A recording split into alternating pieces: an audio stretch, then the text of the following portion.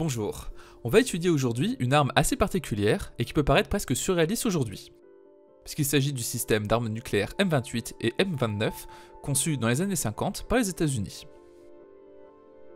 Cette arme, désignée Davy Crockett, en hommage au héros américain mort lors du siège de Fort Alamo en 1836, est un canon sans recul utilisant un projectile nucléaire. Pour mieux comprendre la raison de l'adoption d'une arme nucléaire presque miniature, il faut se remettre dans le contexte de la guerre froide. Comme vous le savez, après la Deuxième Guerre mondiale, les relations entre les États-Unis et l'Union des républiques socialistes soviétiques se tendent, et l'on rentre alors dans la guerre froide.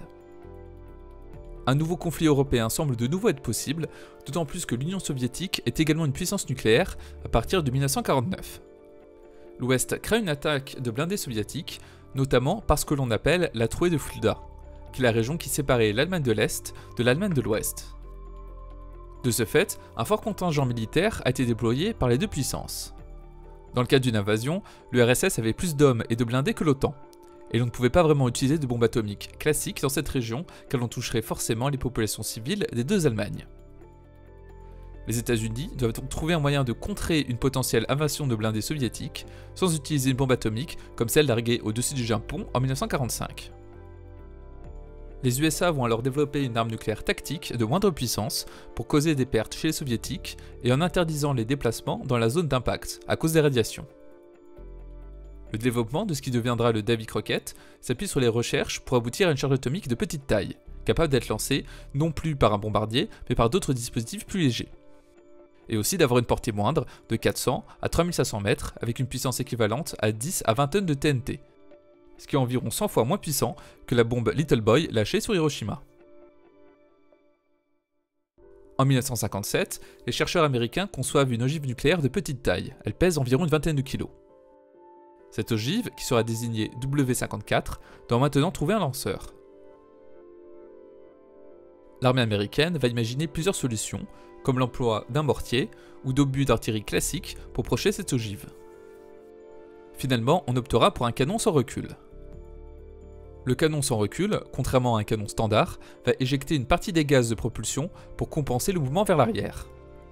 L'avantage de ce système est de pouvoir utiliser des armes de grande puissance, soit de manière individuelle, soit montées sur des véhicules légers. En 1961, l'arme est officiellement adoptée sous le nom de M28 pour sa version de 120 mm et M29 pour la version de 150 mm.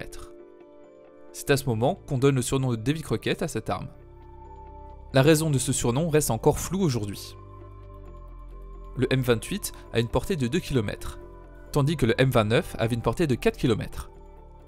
Ces deux armes utilisaient la même ogive nucléaire, mais le M29 disposait d'une cartouche de propulsion plus importante. Avant de tirer l'ogive nucléaire, il fallait préalablement tirer avec une ogive de repérage, pour vérifier la zone d'impact, puis les soldats pouvaient charger l'ogive nucléaire et paramétrer l'altitude à laquelle le projectile devait exploser. Un peu plus de 2000 M28 et M29 seront fabriqués, et la plupart seront déployés en Allemagne de l'Ouest. Après son adoption, le Davy Crockett essuiera de nombreuses critiques. Sa précision était médiocre à cause du manque d'aérodynamisme de l'ogive, et l'on ne pouvait pas maîtriser les retombées radioactives de manière fiable à cause du vent. Heureusement, les États-Unis ne furent jamais usage de cette arme en dehors de 2 tirs de test le 7 et 17 juillet 1962. Et dès 1967, les M28 et M29 seront retirés de l'Allemagne de l'Ouest.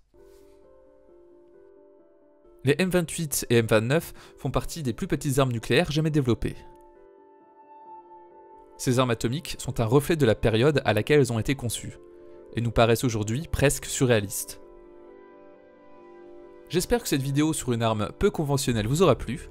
Je vous invite à vous abonner à la chaîne si ce n'est pas déjà fait, et si vous le souhaitez, vous pouvez soutenir mon travail via Tipeee. Sur ce, on se dit à bientôt pour une prochaine vidéo.